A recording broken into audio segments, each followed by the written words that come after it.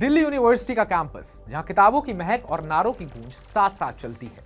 यहाँ हर साल 200 चुनाव होते हैं, जो सिर्फ पोस्ट जीतने का खेल नहीं है, बल्कि छात्रों की जिंदगी बदलने का एक मौका और एक रास्ता है। 2025 के चुनावों में आरएसएस से जुड़ी एबीवीपी ने 3 बड़े पदों पर जीत हासिल करी। प्रेसिडेंट आर्यन मान, सेक्रेटरी कुणाल चौधरी और जॉइंट सेक्रेटरी दीपिका झा। लेकिन एक चमकदार जीत एनएसयूआई की भी हुई, वो भी वाइस प्रेसिडेंट का पद। जी हां, राहुल झांसा ने 29,339 वोटों के साथ एबीवी के गोविंद तंवर को हरा दिया। ये जीत सिर्फ नंबरों की नहीं, बल्कि छात्रों के मुद्दों की जीत है। आइए जानते हैं इस युवा लीडर की कहानी, जो हंगर स्ट्राइक से लेकर मैनिफेस्टो तक सब कुछ बदलने को तैयार है। नमस्कार, मैं उत्कर्ष प्रताप सिंह और आप देख रहे हैं टीवी9 भारतवर्ष। इनका नाम है राहुल झांसला यादव। नाम सुनते ही डीयू के स्टूडेंट्स के चेहरे पर मुस्कान आ जाती है। दिल्ली यूनिवर्सिटी के शहीद भगत सिंह कॉलेज से ग्रेजुएट राहुल ने 2022-24 में यहीं से लॉ की डिग्री ली। अभी वो पोस्ट ग्रेजुएट स्टूडेंट हैं और एनएसयूआई के एक्टिव मेंबर हैं। उनकी वेबसाइट rahuljhansla.in पर लिखा है, राहुल यादव झांसला एक ऐसा यूनिवर्सिटी इकोसिस्टम चाहते हैं जहां हर छात्र की आवाज मायने रखे और युवाओं की भागीदारी असली राजनीतिक बदलाव लाए। राहुल की असली ताकत है कैंपस एक्टिविज्म। उन्होंने हॉस्टल की गंदगी से लेकर स्पोर्ट्स इंफ्रास्ट्रक्चर तक के मुद्दों पर कई हंगर स्ट्राइक और प्रोटेस्ट लीड किए। एक बार तो उन्होंने बड़े पैमाने पर स्टूडेंट मूवमेंट भी चलाया, जिससे यूनिवर्सिटी की सुविधाओं पर ध्यान गया।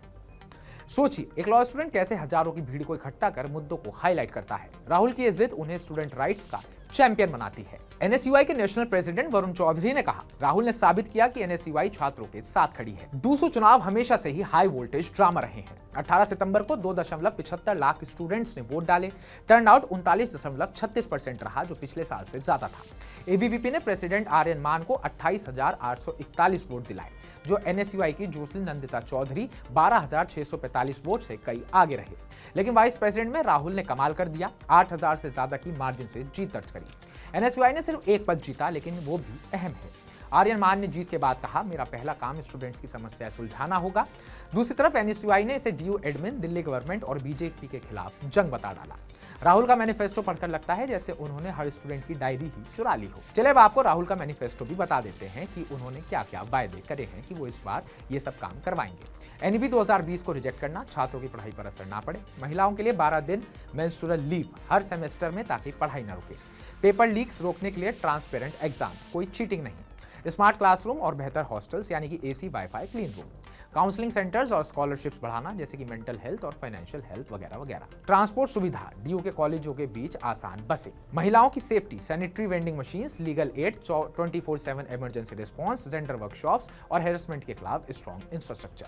ये वादे सिर्फ कागज पर नहीं, राहुल के प्रोटेस्ट से भी जुड़े हैं। अब देखते हैं वो उपाध्यक्ष बनने के बाद इनमें से कितनों को पूरा कर पाते हैं। जैसे हॉस्टल हाइजीन पर उनकी हंगर स्ट्राइक ने पहले ही बदलाव लाया था, अब वाइस प्रेसिडेंट बनकर वो एबीवीपी के साथ मिलकर काम करेंगे। क्या ये मिक्स एडमिनिस्ट्रेशन चमत्कार करेगा या फिर आने वाले एक साल झगड़ता ही रहेगा? ये देखने वाली बात होगी। 200 चुनाव खत्म हो चुके हैं, लेकिन असली खेल तो अब शुरू होता है। राहुल की जीत एनएसयूआई को बूस्ट देगी, खासकर महिलाओं और यूथ एम्पावरमेंट पर। एबीवीपी के 3 सीट से कैंपस पॉलिटिक्स और गरमाएगी। लेकिन सवाल ये, क्या ये वादे पूरे होंगे या सिर्फ चुनावी ड्रामा रहेगा? राहुल कहते हैं हर स्टूडेंट्स की आवाज मायने रखेगी। डीयू के 50+ कॉलेजों के लाखों स्टूडेंट्स इंतजार कर रहे हैं। ये जीत हमें याद दिलाती है, राजनीति सिर्फ दिल्ली की सड़कों पर नहीं, कैंपस की धूल में भी खेली जाती है। राहुल झांसला जैसे लीडर साबित करते हैं कि एक छात्र कैसे बदलाव की लहर ला सकता है। क्या आप सोचते हैं राहुल झांसला यादव की जीत पर और डीयू में बाकी जो प्रत्याशी जीते हैं उनकी जीत पर कौन सबसे ज्यादा असरदार रहने वाला है और कौन सबसे ज्यादा वादे पूरे करने वाला है? कमेंट बॉक्स में कमेंट कर हमें जरूर बताइएगा। बाकी ताजा अपडेट्स पाने के लिए टीवी9 भारतवर्ष को सब्सक्राइब कीजिएगा।